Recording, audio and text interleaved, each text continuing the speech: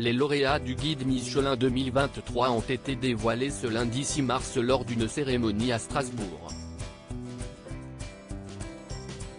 Une belle moisson pour l'émission Top Chef, puisque 4 anciens candidats du programme de M6 ont remporté leur première étoile.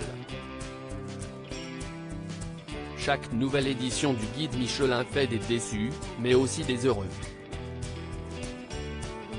Si Michel Saran fait partie de ces grands chefs qui ont perdu une étoile cette année, d'autres voient leur talent récompensé, parfois pour la première fois.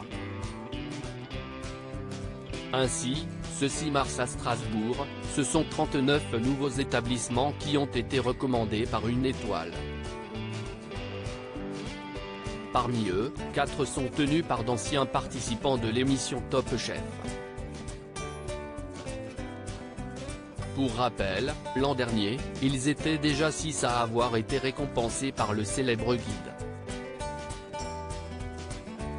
Les heureux élus n'étaient autres que Jean Imbert, Florent Laden, Guillaume Pape, Ludovic Tourac, Victor Mercier et Mathias Marc.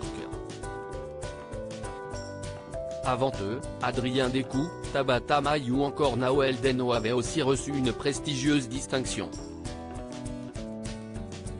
Sans compter Stéphanie Leclec, la gagnante de l'édition 2011, qui avait réussi l'exploit de décrocher 2 étoiles d'un coup, en 2020, pour son restaurant La Seine.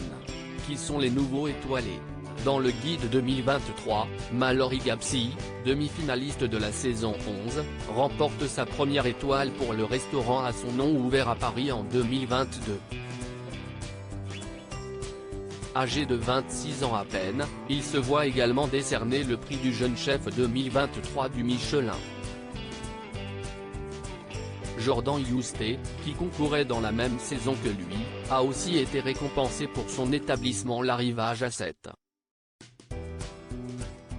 Thibaut Spayouak, éliminé lors de la 11e semaine de la saison 13, a quant à lui reçu sa première distinction pour son restaurant Anona situé à Paris. Enfin, Nicolas Sebold complète cette liste de nouveaux arrivants pour la mutinerie à Lyon. Participant de la saison 7, il avait été éliminé dès le premier épisode. Une belle revanche. À ce jour, le guide Michelin compte 26 restaurants tenus par d'anciens candidats de Top Chef.